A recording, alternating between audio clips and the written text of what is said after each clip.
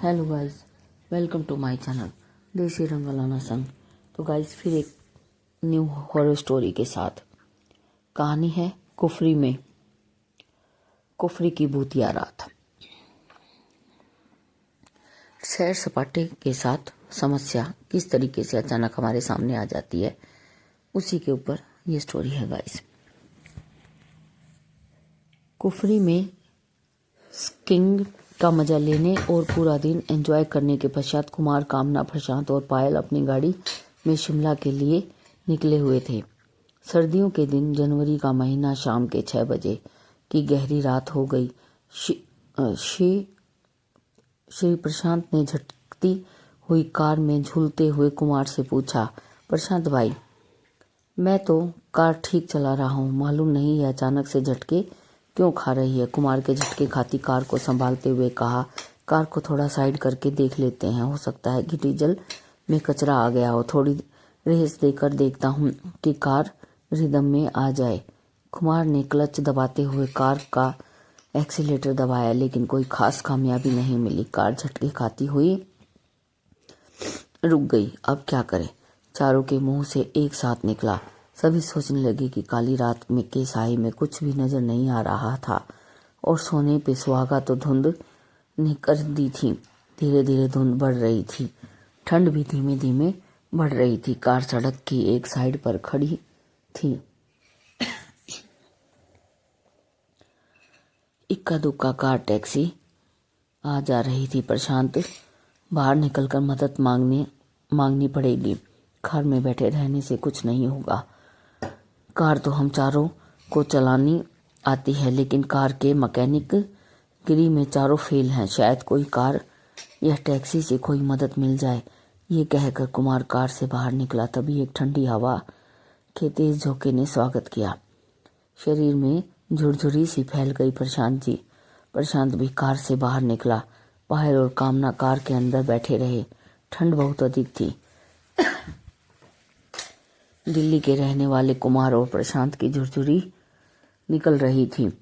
दोनों की हालत दयनीय होने लगी। थोड़ी देर खड़े रहे तो हमारी कुल्फी बन जाएगी, कुमार ने प्रशांत से कहा। ठीक कह रही हो, और कुछ भी क्या कर सकते हैं हम, प्रशांत ने जैकेट की टोपी को ठीक करते हुए कहा। लिफ्ट मांगकर शिमला चलते हैं, कार को यहीं छोड़ते हैं, सुबह शिमला से मैकेनिक ले आएंगे, प्रशांत ने सलाह दी। ठीक कहते हो, रात का समय है, गाड़ियों की आवाजाही नागण्य थी, ना के समान थी। काफी देर बाद एक कार आई। उनको कार के बारे में कुछ नहीं मालूम था। वैसे भी कार में 5 सवारियां थी। कोई मदद नहीं मिली। 2-3 कारें और आई, लेकिन सभी में पूरी सवारियां थी। कोई लिफ्ट ना दे सका। एक टैक्सी रुकी। ड्राइवर ने कहा, जनाब, मारुति होंडा टोयोटा की कार होती है तो देख लेता, यह तो BMW है, मेरे बस की बात नहीं है। एक काम कर सकते हैं, टैक्सी में एक सीट खाली है। पति पत्नी कुफरी से लौटकर शिमला जा रहे हैं, उनसे पूछते हैं कि हम में से एक बैठकर शिमला तक पहुंच जाए और वहां से मैकेनिक लेकर ठीक कार करवा सकते हैं। टैक्सी में बैठे पति पत्नी ने इजाजत दे दी। कुमार टैक्सी में बैठाकर शिमला की ओर रवाना हुआ। प्रशांत कार में बैठ गया। प्रशांत, पायल और कामना बातें करते हुए अपना समय व्यतीत कर रहे थे।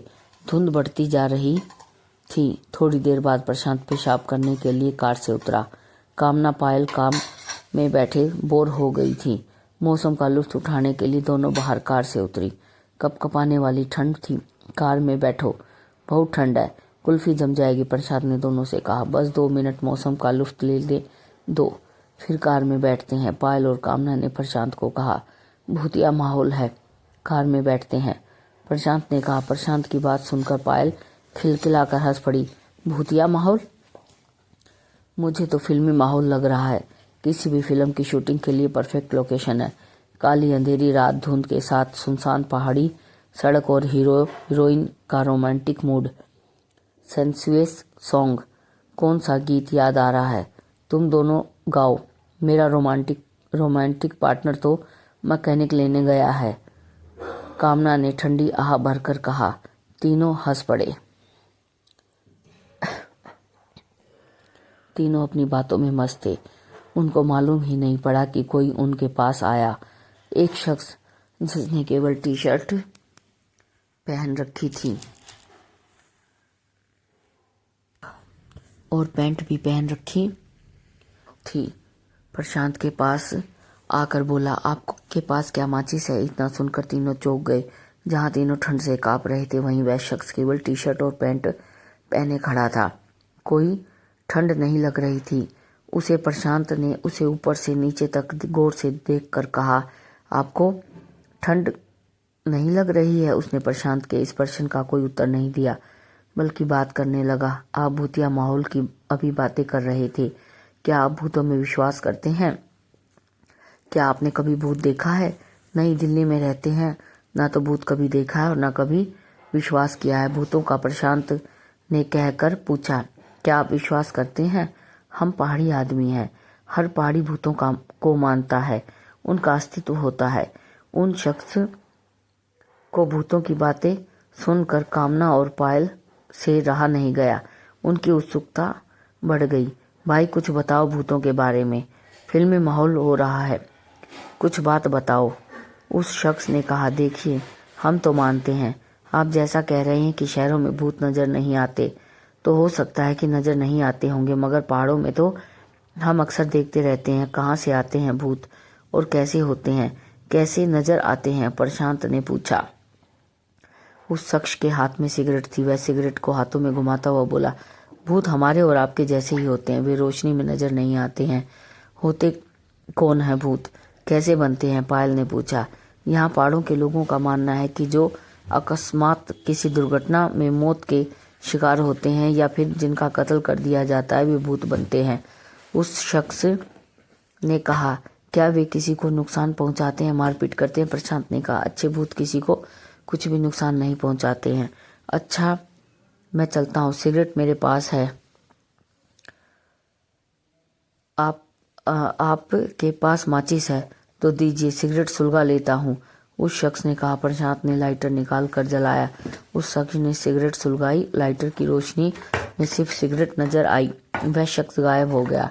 लाइटर बंद होते ही वह शख्स नजर आया। तीनों के मुंह से एक साथ निकला, भूत। तीनों, प्रशांत, पायल और कामना का शरीर अकड़ गया और बेसुध होकर एक दूसरे पर गिर पड़े। अकड़ा शरीर, खुली आंखें, लगभग मृत्यु देह के समान, तीनों मूर्छित थे। वह शख्स कुछ दूरी पर खड़ा सिगरेट पी रहा था। तभी वहां आर्मी का ट्रक गुजरा। उसने ट्रक को रुकने का इशारा किया। ट्रक ड्राइवर उसे देखकर समझ गया कि यह वह कौन है। ट्रक से आर्मी के जवान उतरे और तीनों को ट्रक पर डाला और शिमला के अस्पताल में भर्ती कराया। कुछ देर बाद कुमार कार मैकेनिक के साथ एक टैक्सी में आया। अकेली कार को देखकर परेशान हो गया। तीनों कहाँ गए? वह शख्स जो कुछ दूरी पर था कुमार को बताया कि ठंड में तीनों की तबीयत खराब हो गई है, आर्मी के जवान उन्हें अस्पताल ले गए हैं। कहकर वह शख्स विपरीत दिशा की ओर चल दिया। मैकेनिक ने कार ठीक की और कुछ देर बाद शिमला की ओर रवाना हुए। कुमार सीधा अस्पताल गया। डॉक्टर से बात की। डॉक्टर ने कहा कि तीनों को सदमा लगा है। वैसे घबराने की कोई आवश्यकता नहीं है, लेकिन सदमे में उबरने में समय लगेगा। कुमार को कुछ समझ नहीं आ रहा था। उन्होंने क्या देखा है कि इस इतने सदमे में आ गए। अगली सुबह आर्मी ऑफिसर अस्पताल में तीनों को देखने आया। कुमार से कहा, आई एम कर्नल अरोड़ा, मेरी यूनिट ने इन तीनों को अस्पताल में एडमिट कराया है। कुमार ने पूछा, मुझे कुछ समझ में नहीं आ रहा कि अचानक से क्या हो गया। कर्नल अरोड़ा ने कुमार को रात की बात विस्तार से बताई कि वह शख्स भूत था जिसे देखकर तीनों सदमे में चले गए और बेसुध हो गए हैं। वह एक अच्छा भूत था। अच्छे भूत किसी को नुकसान नहीं पहुंचाते। उसने तीनों की मदद की। हमारे ट्रक